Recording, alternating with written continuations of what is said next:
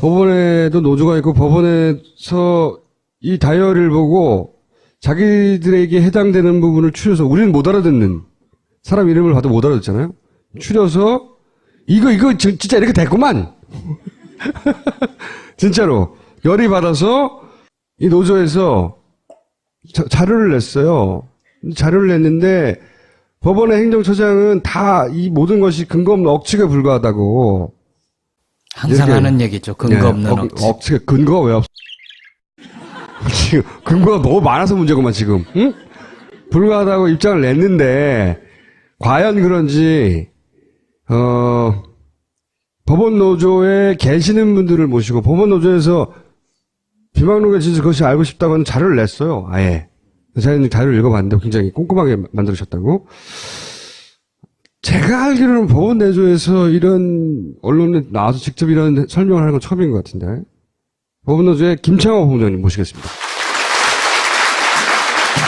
반갑습니다. 이런 나오신 건 처음이죠? 예, 처음입니다. 네. 긴장되십니까? 우선은 청소님 헤어스타일이 매우 부럽습니다. 아니, 헤어스타일이 부러운 게 아니고 헤어가 부럽겠죠? 맞습니다. 예, 스타일을 만들 수 없으신 거 아니에요, 지금은? 단일 스타일 아니야? 저로서는 연출하기 불가능한 스타일이라서. 첫 번째, 대법관 임명 관련해서, 이게 이제 다이어리에 써 있는 거를 여기다 옮긴 거예요? 써 있는 내용을. 그죠? 여기 보면 뭐, 많은 이름들이 등장합니다. 이 이름만 봐가지고 저희는 누군지 모르거든요. 법무부 출신 일명 부담스럽다. 법무부 짠대로 진행된 인상. 이거 우리가 읽어도 못 알아들어. 그것만 봐서는 사실 이해하기 좀 힘들죠. 예. 예. 그리고 안대희, 아태현 개관, 양창수 추천 관련, 양승택 병정력 인사, 결국 사라의 문제, 이번 기회를 놓치면 검찰 몫은 구득 난망. 그리고 그 다음에 황교안에 대해서 어쩌고저쩌고. 굉장히 많아요. 설명을 좀 해주세요. 무슨 일이 벌어진 건지. 그 업무일지에 크게 세 가지 정도인데, 첫 번째가 이제 말씀하신 것처럼, 이 대법관 임명 관련인데, 네. 요지는 그겁니다. 요즘은? 검사 출신 대법관의 명맥이 끊어져서, 이것을 이제 잇기 위해서, 검사 출신 대법관을 만들기 위해서 이제 계속 노력해왔다라는 것이고, 김기춘 비서실장이. 그렇죠. 네. 결론적으로는 2015년 박상옥 대법관 검사 출신이죠. 임명이 되면서 이제 그 시도가 성공을 했다라고 볼 수 있는 것인데 그 과정에서 여러 사람들을 거론해 가는 검증을 했다라는 거죠. 여기 나오는 게 지금 한 명 한 명에 대해서 지금 비실명으로 이제 처리를 해놨는데 그 자리가 청와대 혹은 대통령이 추천하는 자리였습니까? 아니면 대법원장이 임명하는 원래 자리였습니까? 대법관 임명 제청권은 대법원장의 고유 권한이죠. 그렇죠. 예, 그것이 보장되지 않으면 예. 이 입법사법행정이라는 이 우리나라 국가를 유지하는 이 삼권분립의 원칙이 무너진다라고 볼 수 있습니다. 헌법 정신이 무너지는 엄밀하게 얘기하면 청와대 비서관 회의에서 논의할 내용이 아닌 거지 전혀. 대법관 회의에서 왜 자기들이 이런 걸 후보군을 논의하면 안 되는 것이죠. 네. 근데 논의했다는 얘기는 자기들이 그렇게 할 수 있으니까 논의한 거 아니에요? 그렇죠. 네. 박상옥 대법관에 대한 평가를 있죠. 제야 박상옥 행정원장. 이제 이 부분까지 이제 고려가 됐다라는 것이죠. 청와대에서. 그래서 결국 작년에 많은 반대도 불구하고 박상옥 후보자가 대법관에 결국 임명이 됐습니다. 그렇다는 얘기는 사실은 대법원장이 누구를 지명할지를 청와대에서 지시하거나 최소한 협조할 수 있다는 거죠. 네. 그 지시를 대법원장이 거절할 수 없다는 거지. 그러니까 됐지 뭐. 충분히 누가 봐도 합리적인 추론을 하면 그랬을 것이다라고. 예. 근데 이게 법무부가 짠 대로 이런 인상을 주는 것을 피해야 된다. 걱정하는 거지. 자기들이 이렇게 작전하고 있다는 거를 그 위에 보면 추천위 통해서 추진이란 게 결국 이 객관적인 절차상에 문제가 없는 것처럼 매우 공정한 것처럼 보이게 해야 된다. 이런 의미로 보시면 될 것 같습니다. 어쨌든 그렇게 해서 죄송합니다. 요 분을 미는 것으로 낙찰을 봐가지고 낙찰을 봐서 실제 성공한 거. 그렇죠. 네. 실제 이분이 된 거죠. 예. 네.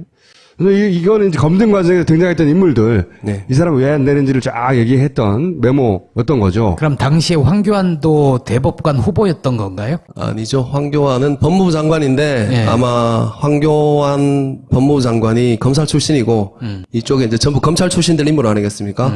그래서 아마 이 황교안 법무부 장관한테서 받은 정보들을 쭉 기재한 게 아닐까 봅니다. 그렇게 평가가 됐다라는 걸. 이것 그럼 황교안도 알고 있다는 얘기네. 네, 청와대에서 대법관을 임명하려고 하는 걸 알고 있고 그 후보들을 일부를 본인이 스크린ing해서 넘겨주고 그렇죠. 뭐 이렇게 추정할 수 있는 거니까 네. 공범이네 공범. 이제 대법원의 조직 운영에 대해서 관여했다. 이 네. 얘기인데 법원 지나치게 강대 공룡화 견제 수단 생길 때마다 다 찾아서 길을 들이도록 법원을 길을 들이라는 거예요? 언론은 지도의 대상이고 법원은 길을 들여야 되는데. 강아지네. 그리고 이제 이거 잘 모르 검찰 입장 갑일시에만 이게 무슨 말인지 모르겠어요. 입증 정도의 문제 어쩌고 저쩌고 상고제도 어쩌고 저쩌고 대법관의 X 고법 X 돌연변이. 예, 설명해 주세요. 대법원을 길들이는 수단을 이제 여러 가지로 썼다라는 것인데, 좀 전에 화면에 나온 상고법원 예. 추진을 이제 적극적으로 해왔습니다. 지금 양승태 대법원장이. 상고법원. 예. 예. 그것을 믿기로 이제 법원을 길들여야 된다. 그러니까 법원이 원하는 제도가 있는데 이거 들어줄 테니까 니들도 말 들어 이런 거. 네, 그렇게 볼 수 있는데, 이게 이제 불거지게 된 이유가, 그 서울시 공무원 간첩 사건 아시죠? 유성 씨. 예. 그 사건이 진행되는 그 과정 중에 2심 그 고등법원 재판 중에 국정원이 중국 그 영사관 통해서 조작된 증거를 제출했었죠. 네. 끝까지 부인하다가 결국은 조작된 증거였다는 게 밝혀지고 네. 국정원장이 사과까지 하는 그런 상황이 나왔는데, 매우 이제 궁지에 몰린 국정원이 그 간첩 사건을 또 하나 터뜨리게 됩니다. 바로 네. 직후에. 저기 홍강철 씨라고 나오는 예. 저 사건이죠. 근데 이 직파간첩 사건 자체가 1심에서 무죄 판결이 나옵니다. 예. 그 날짜가 2014년 9월 1일이고요. 아하. 이 메모가 업무일지에 쓰인 날짜 9월 6일입니다. 그래서 법원이 너무 강대하다, 공룡화됐다라는 게 그 자기들은 사건과 매우 연관이 있다. 아, 자기들은 홍강철을 간첩으로 충분히 만들 수 있다고 생각해서 조작했는데 법원이 간첩 아니네 하고 무죄를 내버렸으니 법원이 지나치게 강하네 이거 우리 말을 안 들어 이대로 이런 둬서는 안 되겠다. 뭐 이런 의미라고 보는 그렇군요. 거죠. 그래서 길을 들여야 된다. 길을 들여야 그렇죠. 된다. 그래서 수단이 생길 때마다 그것을 이용해서 법원을 길들여야 되고, 이 법원도 국가안보에 책임이 있다는 멘트를 국가적 행사 때마다 해야 된다. 공안 사건이 협조하는 얘기네. 그 이것 또한 삼권 분립을 심각하게 침해하고 있는 부분이라고 볼 수 있습니다. 그리고 이 장애라고 써있고 상고제도 상고법원제도 좀 짧게 설명을 드리면, 이제 우리나라에 아직 도입되지 않은 정책이고, 이것이 우리나라 실정에 맞다 그러다 평가를 하기 전에 설명을 좀 드리면, 이 상고심은 원래 대법원에 고유한 이 재판 절차죠. 예. 근데 워낙 사건이 많다 보니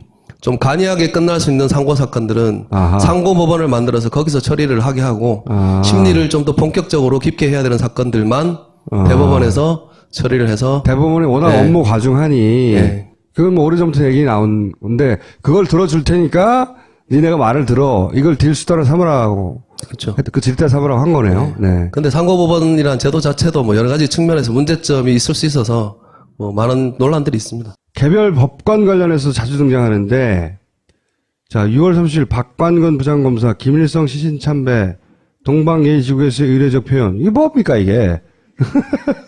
그 방북했던 독일 망명가 조영삼 씨라고 계셨습니다. 네. 그분에 대한 이제 국가보안법 위반 사건 중에 금수산 김영궁전 참배에 네. 대해서 아 무죄 선고를 한 거죠. 김일성 그걸 시신 참배라고 표현한 거예요? 예. 강박 증세가 있는데 진짜. 그래서 이 부분은 뭐 더 기재가 안 돼 있는 걸 보면 이 판사를 좀 예의주시해야 된다라는 의미로 요 사람 잘 봐. 예, 그 정도만 네. 기재해 놓은 것 같아요. 그리고 군산 이용주 판사 재임용 영장 고려 사유 도주인멸 사회적 제재 보수 애국단체 SNS를 항의하고 사퇴를 요구해라 중세 나폴리 뭐야 이건 여자 의상 창녀의 복장 뭡니까 이게? 예, 그 2014년입니다. 세월호 참사가 일어났던 해인데요. 그 군산지원의 이영주 부장판사라는 분이 계셨는데 그해 8월에 새만금 방조제 안쪽에서 불법 조업을 하던 어선이 이 새만금 방조제 방파제가 그러니까 간문이라고 하죠. 간문이 열려서 급류에 휘말려서 배가 자초가 됩니다. 그래서 6명의 선원 중에 3분이 돌아가셔요. 예. 그래서 그것과 관련해서 해경이 이 선장에 대해서 이 사전 구속영장을 신청을 했는데 그것을 기각하면서 이 이영주 부장판사가 이제 기각 이유로 이것은 국가가 암묵적으로 불법 조업하는 걸 방치했었고 그리고 관문을 열려면 미리 안전조치를 해서 경고를 하든가 해서 사고가 생기지 않도록 해야 하는 국가적 책임이 있음에도 불구하고 이것을 개인에게 모든 책임을 전가하는 것은 세월호 참사의 촉소판이다. 라는 이유로 영장을 기각을 했습니다. 굉장히 날카로운 판결을 내렸네요. 그렇죠. 네. 금치거를 썼네. 세월호 재판이다. 그랬더니 이제 그래서 이제 모든 수단을 동원해서 이제 비판을 가하기 시작합니다. 이건 뭡니까? 이 창녀의 복장은. 예, 그것은 저도 이제 몰랐던 건데, 네. 예, 중세 나폴리 창녀의 복장이라는 것은 그 사회적 낙인을 뜻한다고 합니다. 이게 자기가 이제 그 법률가다 보니까 이 법원 판결에 대해서도 굉장히 꼼꼼하게 챙겨요. 이 판결 하나하나가 뭐 국가적인 중대한 사안들이 아니잖아요. 근데 보면 꼭 굳이 이름까지 정확하게 적시해가지고 그 사람을 어떻게 조지라고 구체적으로 지시를 해. 이런 사람이 최순실을 몰랐고 어쩌고저쩌고 말이 돼요 이게? 말도 안 되는 거죠. 다 기억 안 난다고 하는 게. 자, 이런 식의 이제 구체적인 사건과 판사 이름이 등장하는 사례들이 또 있어요. 이건 또 뭐예요? 법원 영장 당직 판사 가려 청구 토록. 그 부분은 이제 정교조하고 관련이 있는 사건인데요. 그 정교조에서 세월호 참사에 대한 대통령 책임 등을 이제 명기해서 시국선언이라는 걸 하게 됩니다. 그것을 이제 검찰에서 김정은 위원장을 비롯한 3명에게 사전 구속 영장을 이례적으로 청구를 하게 되죠. 세월호가 또 들어왔으니까 그 안에. 네. 네. 근데 법원에서는 2014년 9월 3일 날 영장을 기각하게 됩니다. 아하. 도주나 증거인멸의 우려가 없다. 라는 이유로 기각을 하게 되는데 그게 이제 9월 3일이고요. 업무 일지가 기재된 날짜가 그 바로 다음 날입니다. 그러니까 당직 판사를 보고 청구해라. 법원에 이제 영장을 전담하는 판사는 주간에 들어오는 영장을 처리를 하고요. 야간에 들어오는 영장은 이제 당직 판사들이 이제 처리를 하는 경우도 있고 주간으로 넘기는 경우도 있는데 이제 그 판사들의 성향을 잘 파악해놨다가 이제 중요한 영장을 신청할 때 예, 가려서 날짜를 조절해서 신청을 해라. 그러니까 무사 통과할 수 있도록. 네. 예. 그러니까 어느 날 어떤 영장이 기각됐는지 다 챙기고 있는 거예요. 자, 비위 법관의 직무 배제 방안 강구 필요. 아, 이분은 이제 저분 아닙니까? 댓글. 예, 김동진 부장판사님입니다. 네. 예. 설명해 주시죠. 다들 아시는 것처럼 그 제18대 대통령 선거에서 국정원이 댓글을 이용해서 이제 선거에 개입한 사건이 있었습니다. 그래서 국정원장이었던 원세훈 씨가 이제 공직선거법 등 위반으로 이제 기소가 됐죠. 근데 1심 재판 2014년 9월입니다. 1심 재판부는 정치 개입과 관련해서는 국정원법 위반의 유죄를 선고를 합니다. 그렇지만 선거 개입과 관련된 공직선거법 위반에는 무죄를 선고하게 되죠. 그 사회적으로 많은 파장이 일었습니다. 이게 상식적인 판결이냐. 네. 그 법을 위반했는데 선거에는 개입하지 않았다는 거지. 네. 선거법 말이 안 되는 소리인데. 그래서 당시에 이제 성남지원에 근무하시던 김동진 부장판사가 이제 법원 내부 게시판에 이 판결을 비판을 하게 됩니다. 예, 지록이마 판결이라는 얘기 아마 들어보셨을 것이고 법치주의가 죽었다라고 이제 강한 비판을 하게 되고 이것이 이제 언론을 타서 외부적으로 이제 나가게 되는데요. 이것과 관련된 업무 일제 메모가 기재된 날짜가 9월 22일이죠. 네. 근데 9월 22일이 지난 바로 이제 직무 배제 방안 강구를 해야 된다라고 했고 그 나흘 뒤에 이제 법관 징계위원회가 열려서 정직 2개월이라는 중징계를 내리게 됩니다. 최고 징계가 뭐가 있죠? 정직 3개월입니다. 법관은 탄핵에 의하지 않고는 파면되지 않는다는 게 헌법입니다. 그래서 법관이 징계위원회를 통해서 받을 수 있는 최고의 징계가 정직 3개월입니다. 근데 그 정직 3개월의 버금가는 정직 2개월에 이제 징계를 내리게 되고 실질적으로 업무에서 배제가 된 거죠, 직무에서. 부장판사를 비법관이라고 이제 표현하는 그렇죠. 거죠. 네. 뭘 비리를 저질러. 자, 이건 계속 분석하실 것 같고. 여기까지는 밝혀진 것만 하더라도 명백히 우리가 알 수 있는 건 법원에 영향을 미치려 했다는 거죠. 그렇죠. 그리고 영향 정도가 아닌 거죠, 저건. 법원을 장악하려고 했던 거죠. 그럼 여기서 궁금해지는 거는 그 오다. 좀 부드럽게 얘기해서 협조. 요망. 누가 받았냐 이거지. 누가 받았을 거 아닙니까? 그렇죠. 누군가는 받았겠죠. 이 구조가 밝혀지지 않으면 여기만 쳐가지고는 이 구조는 계속 남아있는 거잖아요. 이게 법원 노조에서 볼 때는 그게 어떤 식으로 이루어졌을 거라고 추정해요? 이제 저희들도 뭐 그런 것이 있었을 것이다라고는 할 수 있는데 정확하게 어떤 경로다까지 이제 밝히지는 못했고요. 하기는 워낙 은밀하게 이루어지니까. 더군다나 뭐 완전한 사실무근이라고 이미 법제처장이 얘기를 해버렸으니까요. 네. 근데 이제 저희들이 보기에는 이게 억측이다. 네. 근거 없다라는 이 얘기 해명을 이제 법원 구성원 전체가 보는 게시판에 올렸다라면 좀 나름 당당한 모습이다라고 볼 수 있을 것 같은데 법관들에게만 볼 수 있게 해서 게시판을 올려놨어요. 저희들 이제 법원 공무원들은 법관이 아닌 법원 공무원들은 볼 수 없는 그런 곳에다 이제 해명을 해놓은 걸 보면 과연 대법원이 이 문제에 있어서 자유롭고 당당할 수 있는가 지금 태도가 그런 의문을 제기할 수밖에 없을 것 같습니다. 뭐 하실 말 없어요? 해외에 대해서라든지. 저희 전국 공무원 노동조합이 이제 지금의 국면에서 많은 역할을 하려고 노력하고 있습니다. 지켜봐 주시고 항상 응원 부탁드리겠습니다. 고맙습니다. 네.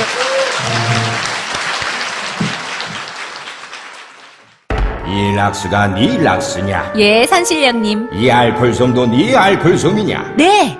그럼 이 탈취제도? 네, 다 제 거예요. 야야야 잠깐만 뭘 그렇게 많이 쓰냐? 에이, 이 정도는 써야 안전하죠. 살균 소독 여러 번 하지 마세요. 냄새 없는 살균수 클린비아트가 안전하게 당신을 지켜줍니다. 지금 딴지마켓에서 클린비아트를 만나보거라. 본격 직장인 드라마 공생. 아이고 오과장 바이오한테 화한 왜 안 보낸 거야? 10만 원이 넘을 텐데 지출 내역이 없잖아. 보냈습니다. 착한 콜 화하는 69,000원이라서요. 에? 착한 콜? 1800-9222 정직한 가격에 착한 콜 꽃배달 서비스. 거기다 구매 금액의 5%는 어려운 이웃에게 기부됩니다. 딴지마켓의 검증으로 안심할 수 있는 1800-9222 착한 콜. 대리운전은 1800-9998 퀵서비스는 1800-9668 이보시오 마카 좀 갖다 주시오. 이거 보세요. 여기는 한국입니다. 마카는 페루에 가야 있으니까 그냥 푹 쉬세요. 뭐라고? 페루비안 네이처 코리아의 마고 마카를 모른다고? 아니 이게 무슨 소리야? 페루를 대표하는 슈퍼푸드 마카. 이제 국내에서도 100%로 드실 수 있습니다. 딴지마켓에서 파는 마고 마카 남녀노소 모두에게 줬어. 요지는 그겁니다. 요즘. 검사 출신 대법관의 명맥이 끊어져서 이것을 이제 잇기 위해서 검사 출신 대법관을 만들기 위해서 이제 계속 노력해왔다라는 것이고. 김기춘 비서실장이. 그렇죠. 네. 결론적으로는 2015년 박상옥 대법관 검사 출신이죠. 임명이 되면서 이제 그 시도가 성공을 했다라고 볼 수 있는 것인데. 그 과정에서 여러 사람들을 거론해 검증을 했다라는 거죠. 여기 나오는 게 지금. 한 명 한 명에 대해서 지금 비실명으로 이제 처리를 해놨는데. 그 자리가 청와대 혹은 대통령이 추천하는 자리였습니까? 아니면 대법원장이 임명하는 원래 자리였습니까? 대법관 임명 제청권은 대법원장의 고유 권한이죠. 그렇죠. 예, 그것이 보장되지 않으면 예. 이 입법사법행정이라는 이 우리나라 국가를 유지하는 이 삼권분립의 원칙이 무너진다라고 볼 수 있습니다. 헌법 정신이 무너지는 엄밀하게 얘기하면 청와대 비서관 회의에서 논의할 내용이 아닌 거지 전혀. 대법관 회의에서 왜 자기들이 이런 걸 후보론을 논의하면 안 되는 것이죠. 네. 근데 논의했다는 얘기는 자기들이 그렇게 할 수 있으니까 논의한 거 아니에요. 그렇죠. 네. 박상옥 대법관에 대한 평가를 있죠. 제야 박상옥 행정원장.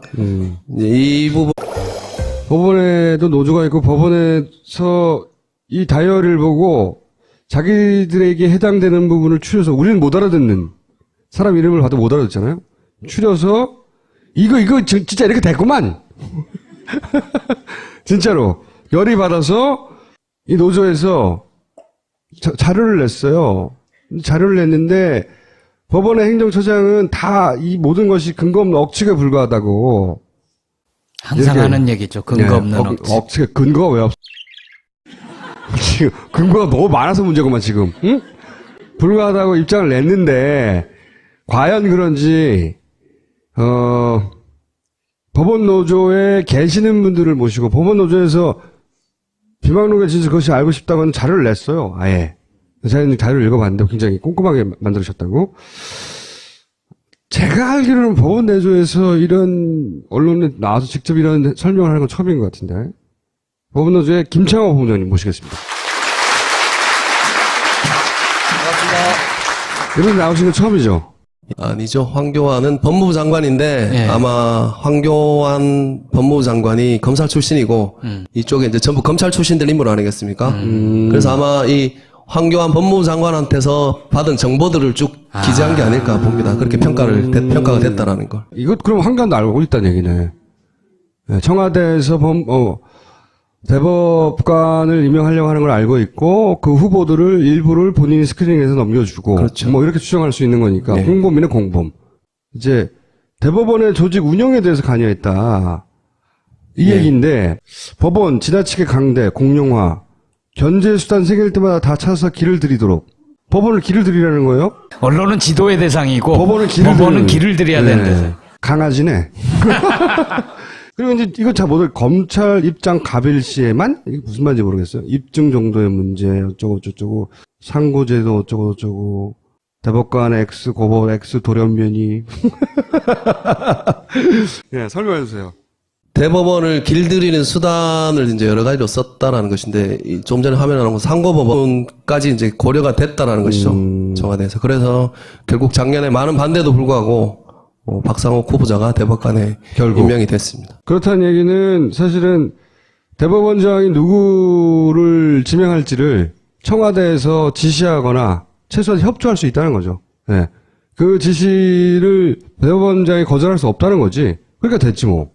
충분히 누가 봐도 합리적인 추론을 하면 그랬을 것이다라고. 예. 근데 이게 법무부가 짠 대로 이런 인상을 주는 것을 피해야 된다. 이런 걱정하는 얘기죠. 거지. 예, 예. 자기들이 이렇게 작전하고 있다는 거를 그 위에 보면 추천위 통해서 추진이란 게 결국 이 객관적인 절차상에 문제가 없는 것처럼 매우 공정한 것처럼 보이게 해야 된다. 이런 의미로 보시면 될 것 같습니다. 어쨌든 그렇게 해서 죄송합니다. 요 분을 미는 것으로 낙찰을 봐가지고 낙찰을 봐서 실제 성공한 거. 그렇죠. 네. 실제 이분이 된 거죠. 예. 네. 근데 이거는 이제 검증 과정에서 등장했던 인물들, 네. 이 사람 왜 안 되는지를 쫙 얘기했던 메모였던 거죠. 그럼 당시에 황교안도 대법관 후보였던 건가요? 예, 처음입니다. 네. 긴장되십니까? 우선은 청수님 헤어스타일이 매우 부럽습니다. 아니, 헤어스타일이 부러운 게 아니고 헤어가 부럽겠죠. 맞습니다. 예, 스타일을 많이 쓸 수 없으신 거 아니에요, 지금은. 단일 스타일 아니야? 저로서는 연출하기 불가능한 스타일이라서.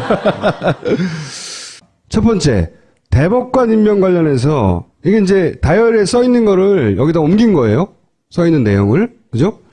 여기 보면 뭐, 많은 이름들이 등장합니다. 이 이름만 봐가지고는 저희는 누군지 모르거든요. 법무부 출신 임명 부담스럽다. 법무부 짠대로 진행된 인상. 이거 우리가 읽어도 못 알아들어.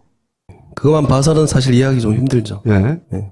그리고 안대희, 아태현 개관, 양창수 추천 관련, 양승택 경쟁력 인사, 결국 사라의 문제, 이번 길로 치면 검찰 몫은 구득 난망. 하고 그 다음에 황교안에 대해서 어쩌고저쩌고 굉장히 많아요. 설명을 좀 해주세요. 무슨 일이 벌어진 건지. 그 업무일지에 크게 세 가지 정도인데, 첫 번째가 이제 말씀하신 것처럼 이 대법관 임명 관련인데,